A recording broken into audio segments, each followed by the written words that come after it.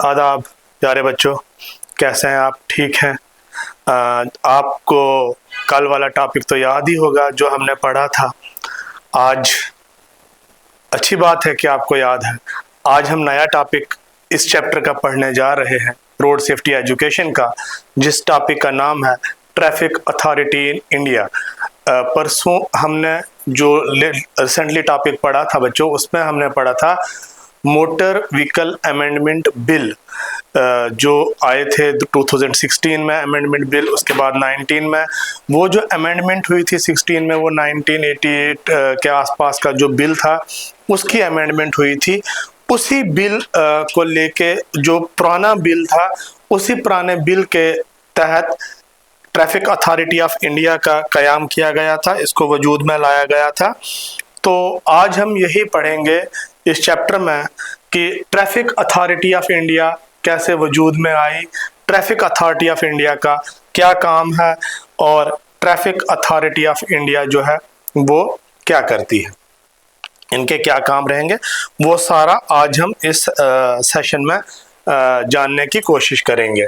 हमारे learning objectives जो बच्चों आज के रहेंगे वो तो पहला ऑब्जेक्टिव हमारा ये रहेगा कि मोटर व्हीकल अमेंडमेंट एक्ट जो था 1988 का, वो क्या कहता है और उसके तहत क्योंकि ट्रैफिक अथॉरिटी ऑफ इंडिया का कयाम ट्रैफिक अथॉरिटी ऑफ इंडिया को वजूद में लाया गया था मोटर व्हीकल एक्ट 1988 के द्वारा, तो हम उसकी बात करेंगे। Explain the structure and functions of state UT transport and regional transport office. ये भी जानने की कोशिश करेंगे आज के सेशन में हम लोग कि जब हम ट्रैफिक अथॉरिटी ऑफ इंडिया की बात कर रहे हैं तो ट्रैफिक अथॉरिटी ऑफ इंडिया में स्टेट ट्रांसपोर्ट डिपार्टमेंट का या स्टेट ट्रांसपोर्ट अथॉरिटी का, उसके बाद रीजनल ट्रांसपोर्ट अथॉरिटीज़ का, यूटी ट्रांसपोर्ट अथॉरिटी का क्या रोल है, उनका क्या सा स्ट्रक्चर है, क्या काम करते हैं, और जो मेजर सर्विसेज प्रोवाइड की जाती हैं इनके द्वारा, चाहे वो रीजनल ट्रांसपोर्ट ऑफिस है, यूटी ट्रांसपोर्ट अथॉरिटी है या हमारा स्टेट ट्रांसपोर्ट अथॉरिटी है, तो जिसमें ये लोग जो सर्विसेज प्रोवाइड करते हैं, ड्राइविंग लाइसेंस प्रोवाइड करते हैं, गाड़ियों की रजिस्ट्रेशन करते हैं, गाड़ियों की ओनरशिप को चेंज करते हैं और साथ साथ इंटरनेशनल ड्राइविंग परमिट्स भी ये देते हैं। ये भी देखने की कोशिश करेंगे कि differentiate the role and responsibilities of transport department and traffic police. Transport department का और ट्रैफिक पुलिस का क्या रोल रहता है लॉज को इन्फोर्स करने में, रोड सेफ्टी को लेके या जो रोड सेफ्टी को लेके लॉज बने हैं उनको लागू करने में इनका क्या रोल है। और हम ये भी देखेंगे कि अप्रिशिएट करेंगे traffic rules, legal compliance, responsible road behaviour for safer transportation, importance इसकी, और awareness, develop awareness about the role of transport authorities in India. यानी कि आज के सेशन में हम जो डिस्कस करने जा रहे हैं, हम एक तो ये देखने जा रहे हैं कि 1988 का जो मोटर व्हीकल एक्ट है, जिसके आने से ट्रैफिक अथॉरिटी ऑफ इंडिया का वजूद हुआ, ये बनी। उसके बाद state transport authorities, UT transport authorities बनी, रीजनल ट्रांसपोर्ट ऑफिसर्स बने, उनका क्या रोल रहेगा, ड्राइविंग लाइसेंस कौन इशू करेगा, ओनरशिप, व्हीकल रजिस्ट्रेशन, और तो और जो ट्रैफिक पुलिस है, ये जो ट्रैफिक डिपार्टमेंट है, दोनों ही मिलकर इन लॉज को, रोड सेफ्टी को यकीनन लॉज को इन्फोर्स करना, ये देखेंगे कि ये कैसे करते हैं, इनकी जो इनने काम करते हैं उनकी सराहना कैसे की जाए, और अवेयरनेस हम इस सेशन में देखेंगे कि हम कैसे अवेयरनेस क्रिएट कर सकते हैं या उसका क्या रोल है ट्रांसपोर्ट सिस्टम को सेफ बनाने में, प्रमोट करने में। तो ये हमारा आज का जो है इस सेशन में हम पढ़ेंगे। तो सबसे पहले हम देखेंगे तो लीगल फाउंडेशन एंड स्कोप, यानी कि कैसे ट्रैफिक अथॉरिटी ऑफ इंडिया का वजूद हुआ, कैसे ट्रैफिक अथॉरिटी ऑफ इंडिया वजूद में आई। Understanding the statutory backing, mandate and primary functions of the transport department in India. इनके हम फंक्शंस देखेंगे कि ट्रांसपोर्ट डिपार्टमेंट के क्या फंक्शन है।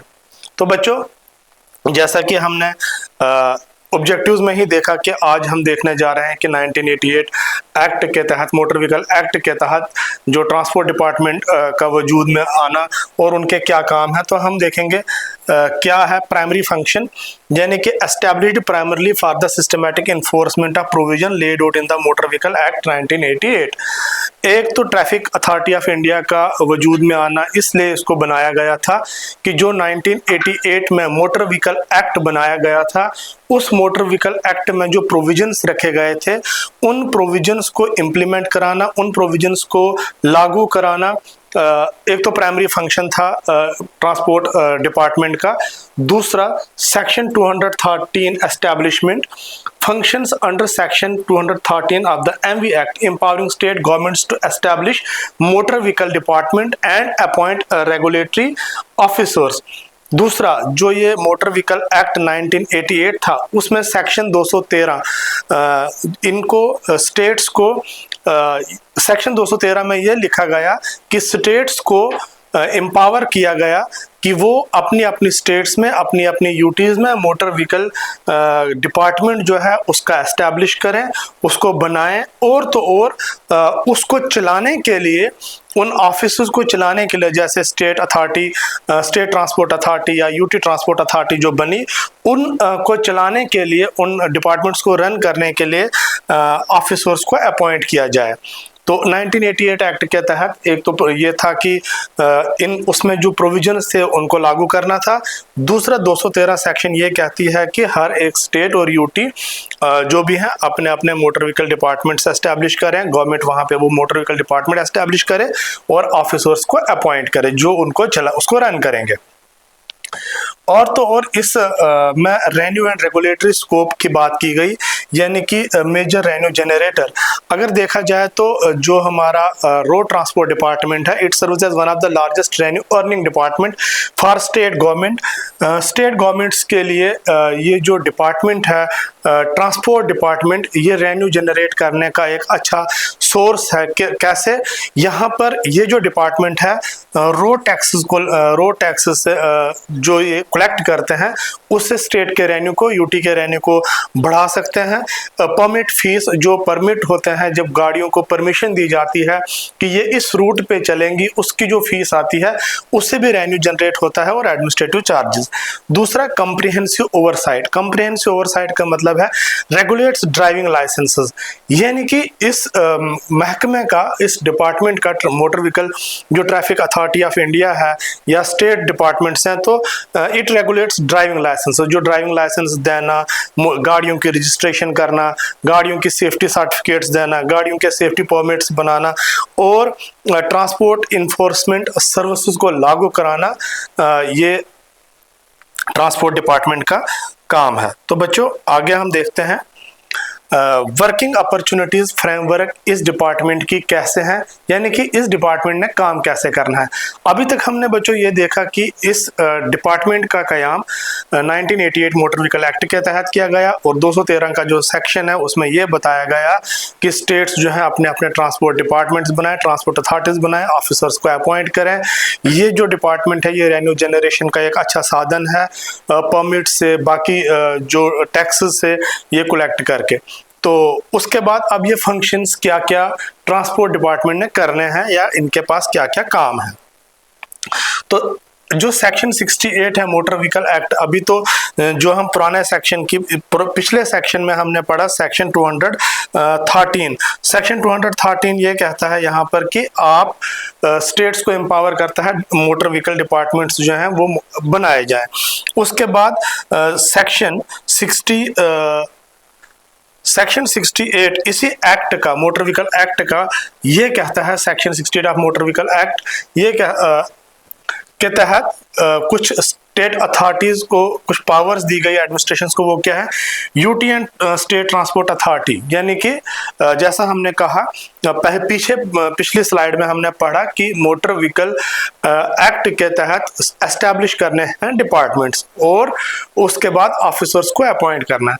अब स्टेट ट्रांसपोर्ट अथॉरिटी जो है इस एक्ट के तहत सेक्शन 68 के तहत, एक्ट तो सेम है 1988 का, उसका सेक्शन अपना अलग अलग सेक्शंस हैं, तो ये सेक्शन ये डेलीगेट इनको और पावर्स देता है। Apex body responsible for coordinating inter state transport policy, issuing long distance permits and setting overall state guidelines. ये किसको काम दे दिया?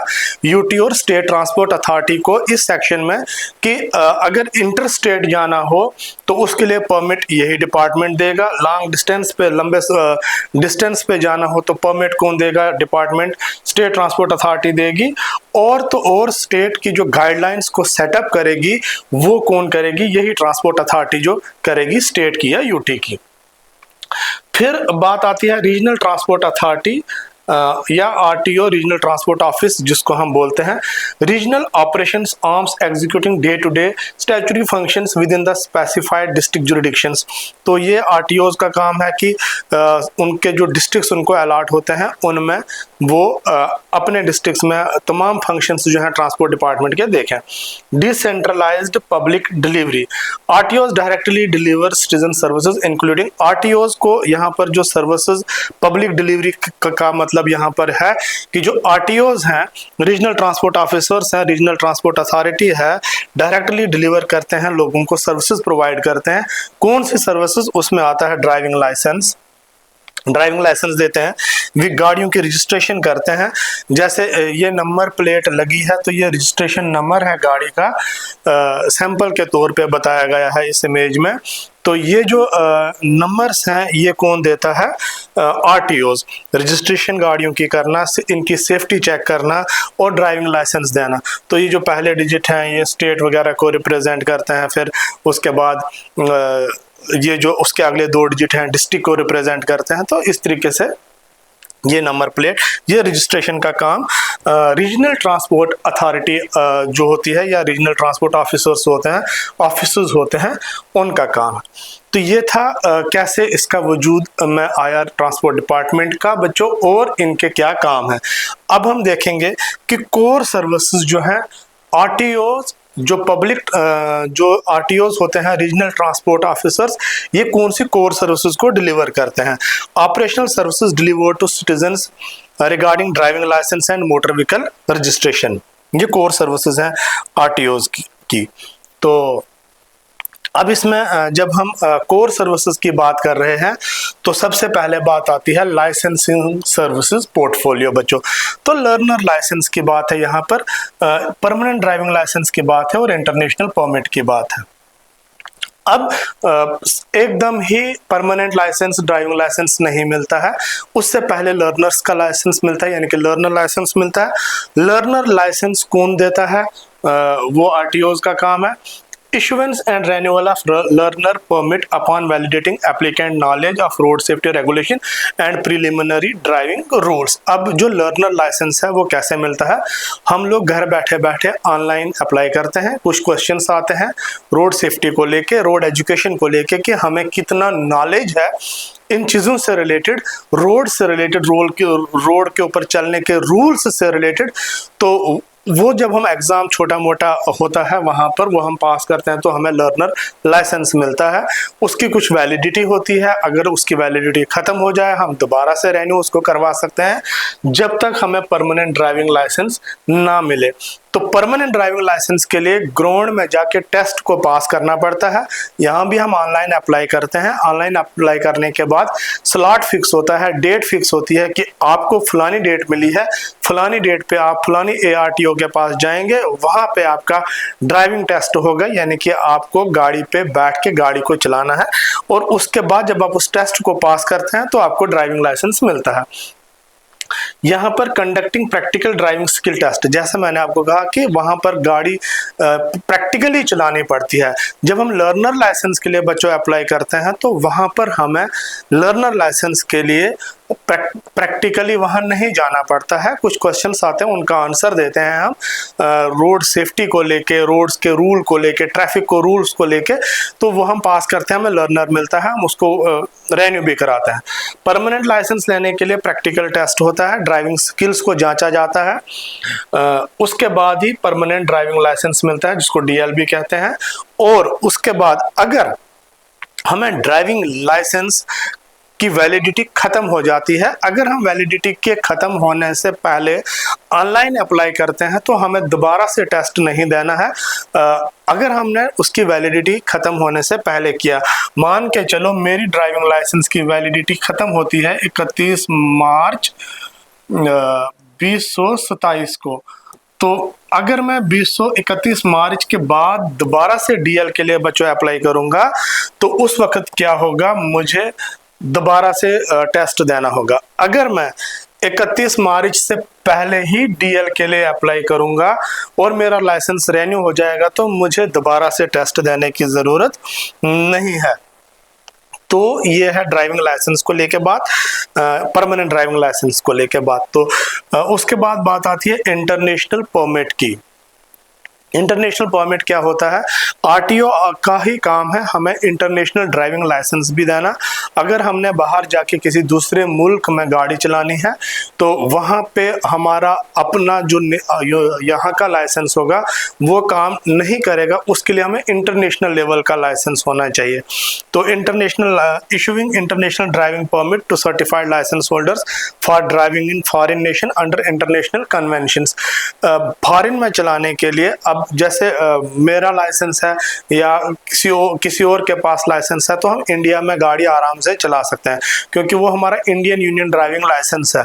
लेकिन अगर किसी ने इंटरनेशनल लेवल पे जाके गाड़ी चलानी है तो उसको आरटीओ ऑफिस से इंटरनेशनल ड्राइविंग लाइसेंस बनवाना पड़ेगा, उसके बाद ही वो इंटरनेशनल लेवल पे जाके जो गाड़ी है वो चला सकता है। तो बच्चों ये कोर सर्विस पोर्टफोलियोज हैं जो आरटीओ ऑफिस के मैंडेट में है, ट्रैफिक डिपार्टमेंट के ही हम बात करेंगे। उसके बाद बात आती है व्हीकल रजिस्ट्रेशन सर्विस। वो था ड्राइविंग लाइसेंस को लेके 3 प्रकार के ड्राइविंग लाइसेंस है। आपको लर्नर मिलता है, आपको नेशनल लेवल का ड्राइविंग लाइसेंस मिलता है जो आप इंडिया में यूज करते हो, और तीसरा इंटरनेशनल लेवल का जो हमने अगर बाहर जाना है तो वो लाइसेंस बनाना है। उसके बाद बात आती है व्हीकल रजिस्ट्रेशन सर्विसेज, गाड़ियों के रजिस्ट्रेशन की सर्विसेज। यानी कि अब हमने नई गाड़ी खरीदी है तो उसको जो नंबर लगाना है, दैट इज द प्रोसेस, वो एक रजिस्ट्रेशन प्रोसेस के थ्रू गुजरता है, फिर गाड़ी को जो है नंबर लगता है। तो यहाँ पर भी दो तीन तरह की चीजें हैं। एक तो नई गाड़ी हम खरीदते हैं, अपने नाम खरीदते हैं, तो एक उस तरह की रजिस्ट्रेशन है। दूसरी रजिस्ट्रेशन है हम बैंक से लोन लेते हैं तो उसमें बैंक का भी नाम रहता है कि हमने बैंक से ये गाड़ी ली है। और तीसरा, अगर कोई गाड़ी बेच के हम किसी की गाड़ी खरीदते हैं तो उसकी ओनरशिप ट्रांसफर। हम तीनों की बात करेंगे, व्हीकल रजिस्ट्रेशन, ओनरशिप ट्रांसफर और हाइपोथेटिकेशन एग्रीमेंट। अब यहाँ पर व्हीकल रजिस्ट्रेशन की बच्चों हम बात कर रहे हैं। व्हीकल रजिस्ट्रेशन में क्या होता है, बोथ टेम्परेरी, 2 तरह की रजिस्ट्रेशन यहाँ पर भी होती है। पहले टेम्परेरी नंबर लगता है, फिर परमानेंट लगता है। Processing both temporary and permanent vehicle registration, assigning unique registration marks and high security registration plate, HSRP। आपने पीछे एक इमेज देखी थी एक स्लाइड में बच्चों, जहां पे मैंने उसको फिर सर्कल भी किया था। तो आजकल गाड़ियों में जो हम बाजार से नंबर प्लेट लगाते हैं वो नहीं जलती, उस पर ट्रैफिक चालान होता है। तो पहले तो टेम्परेरी नंबर लगता है, फिर परमानेंट नंबर लगता है। परमानेंट नंबर लगने के बाद हमें एक high security registration plate provide की जाती है, नंबर प्लेट जो गाड़ियों पर लगती है। उसके बाद बात आती है ओनरशिप ट्रांसफर की। अगर formalising transfer of vehicle ownership due to sale, वही मैंने कहा कि अगर हम किसी की गाड़ी को खरीदते हैं, अगर अपनी खरीदते हैं तो रजिस्ट्रेशन उस तरीके से होगा। अगर हम किसी की गाड़ी को खरीदते हैं, सेकंड हैंड गाड़ी खरीदते हैं, तो जिस बंदे के वो नाम होगी उस बंदे के नाम से ट्रांसफर करा के गाड़ी में हमने अपने नाम करवानी है तो वहां पर ओनरशिप ट्रांसफर हो जाएगी। तो उसके लिए भी आरटीओज जो रीजनल ट्रांसपोर्ट ऑफिस हैं, अथॉरिटीज हैं, वो सर्विसेज प्रोवाइड करते हैं, यानी कि ड्यू टू सेल, इनहेरिटेंस और auction, ensuring updated legal title record in national databases. जब हम इसकी ओनरशिप को ट्रांसफर कराते हैं तो फिर वो गाड़ी हमारे नाम होती है, नहीं तो वो उसी ओनर के नाम दिखती है जिसकी वो एक्चुअली होती है। तो उसको अपने नाम कराने के लिए ओनरशिप ट्रांसफर करना जरूरी है ताकि पोर्टल पे भी रिकॉर्ड मेंटेन हो जाए। फिर हाइपोथेटिकेशन एग्रीमेंट की जब हम बात करते हैं, यहाँ पर क्या होता है, अगर मैंने गाड़ी लोन पे ली है तो बैंक से लोन पे ली है तो वो हाइपोथेटिकेशन होगी। उसके बाद जब मैं गाड़ी को बैंक का लोन ख़त्म करता हूँ तो बैंक का नाम मेरी जो आरसी होगी, रजिस्ट्रेशन सर्टिफिकेट होगा गाड़ी का, वो हटाते हैं। तो ये एग्रीमेंट वो होते हैं जैसे कि हम official entry and termination of hypothecation, hire, purchase, गाड़ी हायर करना, परचेज करना, लीज एग्रीमेंट वगैरह, financial motor lease agreement associated with financial motor vehicles. ये जो ऑफिशियल एंट्री जो आरसी में होती है हाइपोथेटिकेशन की, चाहे हम गाड़ी को बैंक से लोन पे लेते हैं या गाड़ी को लीज पर लेते हैं या कुछ भी करते हैं, तो ये सारे एग्रीमेंट्स जो हैं ये भी डायरेक्टली यही लोग डील करते हैं, यानी कि रीजनल ट्रांसपोर्ट ऑफिस या जो डिस्ट्रिक्ट लेवल्स पर ARTOs बैठते हैं तो वो लोग करते हैं। अब उसके बाद हम बात कर रहे थे, अभी तक हमने दो चीज़ें देखी ट्रैफिक जो अथॉरिटी ऑफ इंडिया है उसमें, कि एक तो ट्रैफिक अथॉरिटी ऑफ इंडिया कैसे आई, किस एक्ट के तहत आई और कौन सा सेक्शन क्या कहता है, कैसे उनको एम्पावर करता है। फिर हमने देखा कि रीजनल ट्रांसपोर्ट ऑफिस के की सर्विसेज वगैरह क्या है और उनके रोल क्या है, वो क्या क्या करते हैं। अब आता है कि इन्फोर्स कैसे किया जाता है सारी चीज़ों को। The dual agency mechanism ensuring statutory compliance road safety and traffic order in India. इसमें हम क्या देखेंगे, जब ड्यूल इन्फोर्समेंट मैकेनिज्म की बात आती है, ड्यूल इन्फोर्समेंट मैकेनिज्म का मतलब ये हुआ बच्चों कि यहाँ पर जैसे हमने स्टार्टिंग में अपना लर्निंग ऑब्जेक्टिव देखा था कि यहाँ पे ट्रांसपोर्ट डिपार्टमेंट और हमारी जो ट्रैफिक पुलिस है, ये कैसे मिलकर, दोनों ही मिलकर इन लॉज को लागू कराते हैं जो भी रोड सेफ्टी से रिलेटेड है। तो सबसे पहले जब हम बात करेंगे इन्फोर्समेंट विंग, यानी कि ट्रांसपोर्ट डिपार्टमेंट जो है वो इन्फोर्समेंट विंग है। तो अब ये क्या इनका क्या रोल है इन्फोर्समेंट विंग का या ट्रांसपोर्ट डिपार्टमेंट का, हम देख regulate commercial transport compliance, inspect vehicle fitness certificate, prevents overloading, check permit validity and curtails revenue evasion. तो यहाँ पर ट्रैफिक डिपार्टमेंट जो इन्फोर्समेंट डिपार्टमेंट है, यानी कि हम ट्रांसपोर्ट डिपार्टमेंट की जब बात करते हैं तो ट्रांसपोर्ट डिपार्टमेंट का काम है गाड़ियों की फिटनेस को चेक करना, गाड़ियों की सेफ्टी चेक करना, ओवरलोडिंग जो है गाड़ियों में होती है उसको चेक करना, उनको कम करना, रेवेन्यू को बढ़ाना, रेवेन्यू को जनरेट करवाना, कर्टेल रेवेन्यू इवेजन, ये सारी चीज़ें देखना, ये किसका काम है, ट्रांसपोर्ट डिपार्टमेंट का। तो ट्रैफिक पुलिस का क्या है, focuses on active traffic management, street level violation enforcement, यानी कि speeding, signal jumping, helmet, seat belt and overall urban road safety. तो ट्रैफिक पुलिस का और इन्फोर्समेंट विंग का दोनों का अपना अपना काम है। ट्रांसपोर्ट डिपार्टमेंट का, ट्रांसपोर्ट डिपार्टमेंट ने देखना है कि कमर्शियल ट्रांसपोर्ट व्हीकल्स को रेगुलेट करना है, कंप्लायंस करनी है, व्हीकल की फिटनेस सर्टिफिकेट चेक करनी है, ओवरलोडिंग चेक करनी है, ओवरलोडिंग से रोकना है, वो परमिट की वैलिडिटी देखनी है कि परमिट्स वैलिड भी हैं या नहीं है। तो उसके बाद ट्रैफिक पुलिस का काम है, उनका फोकस है कि जो हमारा ट्रैफिक मैनेज करना, active traffic management, busy roads पे, स्ट्रीट्स में ट्रैफिक सिग्नलिंग को देखना, ट्रैफिक जंप कोई कर रहा है, स्पीडिंग गाड़ी तेज चला रहा है, सीट बेल्ट नहीं पहन रहे हैं, हेलमेट्स नहीं पहन रहे हैं, रोड सेफ्टी अर्बन एरियाज की ओवरऑल, रूरल एरियाज भी ट्रैफिक डिपार्टमेंट ही आप देखता है। तो पहले वहाँ पे पुलिस देखती थी, आप दोनों ही मिलकर देखते हैं, लेकिन ये सारी चीज़ें मिलकर ड्यूल इन्फोर्समेंट मैकेनिज्म तभी कहा गया कि यहाँ पर ये दोनों ही मिलकर, यानी कि ट्रांसपोर्ट डिपार्टमेंट और ट्रांसपोर्ट डिपार्टमेंट के साथ साथ जो हमारा स्टेट पुलिस है और ट्रैफिक पुलिस है, अब ट्रैफिक पुलिस जो अर्बन एरियाज में तो है, अब तो रूरल एरियाज में भी ट्रैफिक पुलिस जा रही है, नहीं तो स्टेट पुलिस को वो रोल दिया जाता था वहाँ पे देखने के लिए। तो कुल मिलाकर हम बात करें, स्टेट पुलिस और ट्रैफिक पुलिस दोनों ही मिलकर लॉज को लागू करवाते हैं, ये सारी चीज़ें देखते हैं, रोड सेफ्टी, रोड मैनेजमेंट वगैरह, स्पीडिंग, सिग्नलिंग, सिग्नल जंपिंग या सीट बेल्ट नहीं पहनना, हेलमेट नहीं पहनना, तो गाड़ियों के कागज़, आरसीज, पोल्यूशन, डीएल, तो ट्रांसपोर्ट डिपार्टमेंट का भी अपना दोनों का ही मिलकर काम है इसको अच्छे से functional banana. That is why इसे हमने ड्यूल मैकेनिज्म का, ड्यूल इन्फोर्समेंट मैकेनिज्म का नाम दिया। तो बच्चों यहाँ पर जब हम स्टैट्यूटरी प्रिंसिपल्स की बात करते हैं तो उसमें आता है क्या प्रिंसिपल है, safe and regulated road transport is the backbone of national mobility, balancing economic vitality with public safety through strict legal compliance. यानी कि this is the statutory principle. ये किसका कहना है, motor vehicle act 1988 statutory objectives में ये एक principle बताया है। क्या, safe and regulated road transport is the backbone of national mobility, balancing economic vitality with public safety through strict legal compliance. तो बच्चों आज जो हमने पढ़ा आज के सेशन में वो ये पढ़ा कि ट्रांसपोर्ट डिपार्टमेंट ऑफ इंडिया ये कैसे वजूद में आया, ट्रांसपोर्ट डिपार्टमेंट के क्या क्या काम हैं, ट्रांसपोर्ट डिपार्टमेंट की सर्विसेज क्या क्या हैं, तो ट्रांसपोर्ट डिपार्टमेंट कैसे काम करता है। तो अगले सेशन में हम ट्रैफिक से रिलेटेड ही जो हमारा नया टॉपिक है उसके बारे में पढ़ेंगे। आज के लिए बच्चों इतना ही। आपका बहुत बहुत शुक्रिया सेशन में बने रहने के लिए।